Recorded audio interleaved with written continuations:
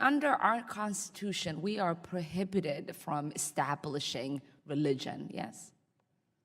Absolutely. Okay. That's what the establishment So says. if you have members of Congress that are legislating laws in accordance with their faith in regards to abortion or LGBTQ or women or any of those things, that should be prohibited within our Constitution.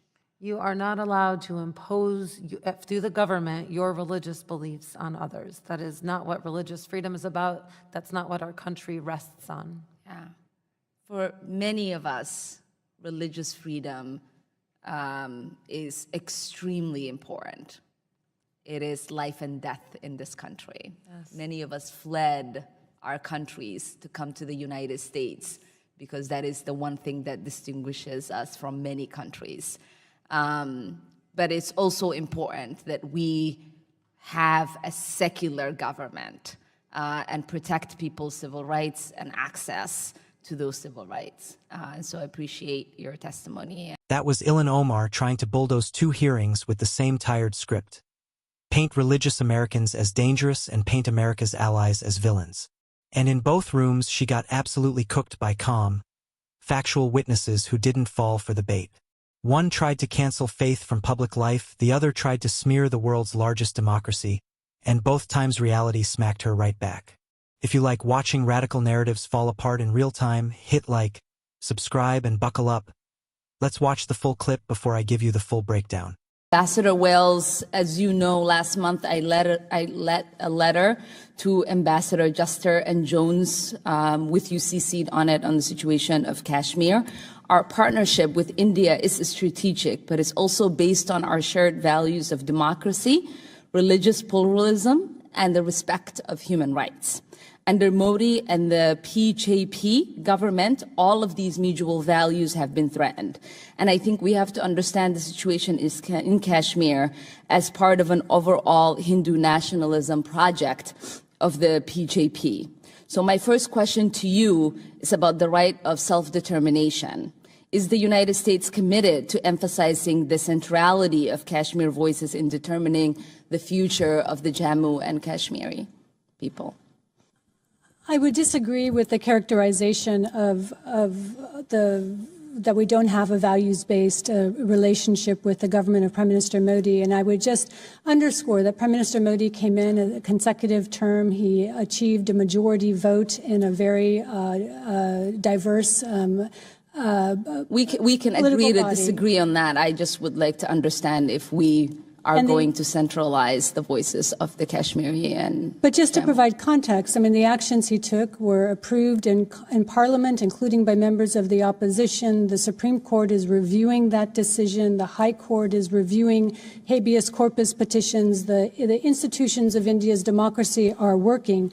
We absolutely believe that Kashmiri's voice needs to be heard, that in any restoration, when there is restoration of a of an assembly, when there are state assembly elections, that's the way for Kashmiris to be able to register their views, also in peaceful assembly. And so I think the concern over the restrictions on movement and what we've seen over the last 78 days is that ability to protest peacefully has been difficult for Kashmiris to exercise. Yeah.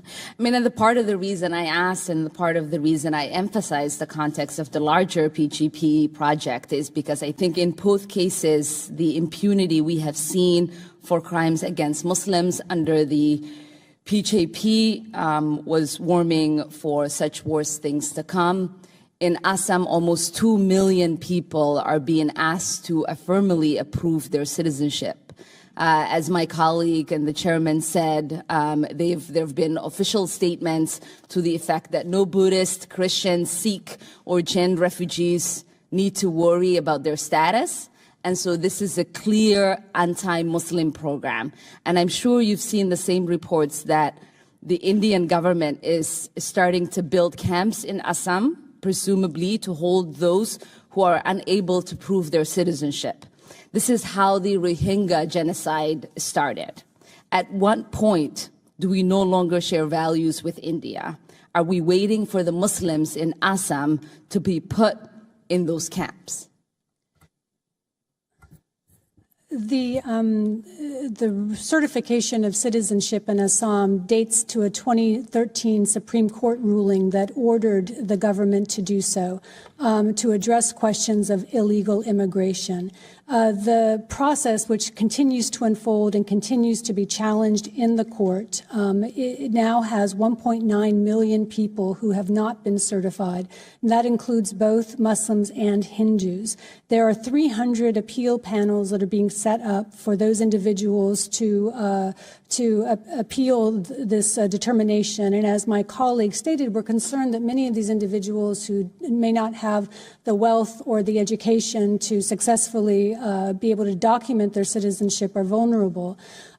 We will continue to watch this very closely, but I would stress that the appeal process is still open. The judicial process is still working in India. And as a democracy, we respect other democracies' abilities to self-police and self-regulate. And so this process is underway. Our voices have been heard. Your voice is going to be heard. Obviously, there's international attention focused on this national citizenship registration. Now that you've seen it all, let's talk about what really happened. Ilhan Omar didn't ask questions. She tried to prosecute an ideology. In the religion hearing, she wasn't defending the Constitution. She was trying to erase faith from public life. She acted like any lawmaker whose values come from religion is somehow breaking the law, which is laughable. The Constitution bans the government from establishing a state religion, not from allowing people of faith to vote their conscience. That's the part she keeps pretending not to understand. Religious Americans don't check their beliefs at the Capitol door, and they never will. That's not theocracy, that's liberty. And then she rolled the same tactic into foreign policy, turning India into the next cartoon villain of the week. She tried to frame a judicial process in Assam as the start of a genocide, which is reckless, irresponsible, and flat-out wrong. Ambassador Wells calmly dismantled that narrative with facts. The citizenship registry came from India's Supreme Court. It applies to Hindus and Muslims. There are appeal panels. There is judicial review. In other words, it's a democracy doing what democracies do: arguing, reviewing, correcting, and governing. Omar wanted a headline. Wells gave her reality. And that's why that final line hit like a mic drop. We respect other democracies' ability to self-police. That's what adults in foreign policy sound like. You don't scream genocide every time a country enforces its own laws. You respect sovereignty, courts, and due process. In 2 hearings, Omar tried to turn faith into a threat and turn an ally into a monster. In both, Republicans and their witnesses stayed grounded in law, facts, and common sense. That contrast couldn't be clearer. One side runs on outrage. The other runs on reality. And today, reality won.